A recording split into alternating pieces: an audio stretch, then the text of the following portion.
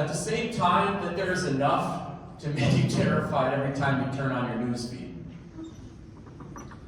there is also at the same time cause for hope.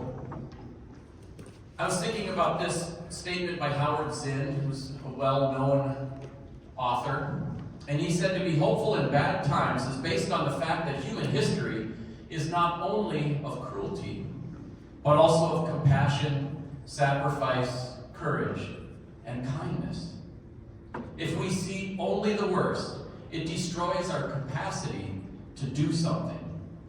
If we remember those times and places where people have behaved magnificently, this gives us the energy to act. And if we do act, in however small a way, we don't have to wait for some grand utopian future. The future is an infinite succession of presents. And to live now, as we think human beings should live, in defiance of all that is bad around us, is itself a marvelous victory.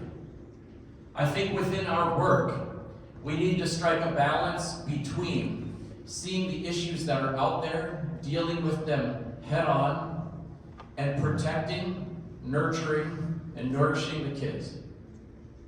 And at the same time, remembering the importance not only of taking down what is bad, but building up what is good. We do need to do both. We can't only turn the frown upside down and pretend everything is wonderful and awesome.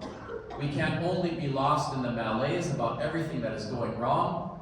We have to address both of these critical needs. It's probably more art than science.